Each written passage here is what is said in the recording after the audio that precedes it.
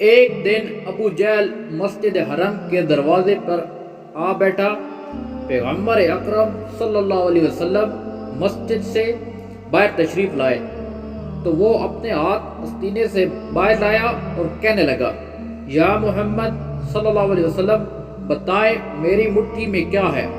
آپ صلی اللہ علیہ وسلم نے صحیح جواب دیا تو میں اپنے ساتھی سمیت آپ صلی اللہ علیہ وسلم پر امان لے آؤں گا۔ حضور صلی اللہ علیہ وسلم نے فرمایا، تیرے ہاتھ میں ایک ڈبیا ہے جو ٹاٹ میں لپٹی ہوئی ہے، اس ڈبیا کے اندر 3 موتی ہیں، ان میں سے ایک سوراخ شدہ ہے، دوسرا آدھا سوراخ شدہ اور تیسرا بغیر سوراخ کے ہے۔ اس ڈبیا میں ایک لال بھی ہے جس میں ایک سرخ کیڑا ہے، کیڑے کے منہ میں سبز پتی ہے۔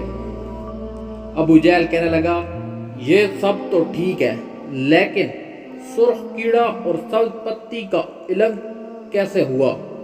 تو آپ صلی اللہ علیہ وسلم نے فرمایا، لال کو توڑ دو، معلوم ہو جائے گا۔ ابو جہل کہنے لگا کہ میں اس قیمتی لال کو کیسے توڑوں؟ ایک صحابی کہنے لگا، اپنے لال کی قیمت لگا کر توڑ دو، اگر رسول خدا صلی اللہ علیہ وسلم کی بات معاذ اللہ درست نہ ہوئی تو میں قیمت ادا کروں گا۔ ابو جہل اس بات پہ راضی ہوگا۔ جب لال توڑا گیا تو سب نے دیکھا اس میں ایک چھوٹا سا سرخ کیڑا منہ میں سبز پتی لی ہوئی موجود تھا۔ رسول اللہ صلی اللہ علیہ وسلم نے اس کیڑے سے دریافت کیا کہ تم کب سے اس لال میں ہو؟ کیڑے نے پہلے آپ صلی اللہ علیہ وسلم کی خدمت میں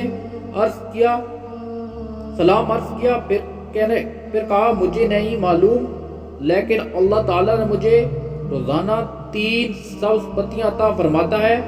آپ صلی اللہ علیہ وسلم نے فرمایا، تیرا ذکر اور تسبیح کیا ہے؟ کیڑے کہنے لگا، خدا نے مجھے روزانہ 10 مرتبہ آپ صلی اللہ علیہ وسلم پر درود بھیجنے کا حکم دیا ہے، جس کی برکت سے مجھے روزی دیتا ہے۔ معجزہ صدقہ جاریہ۔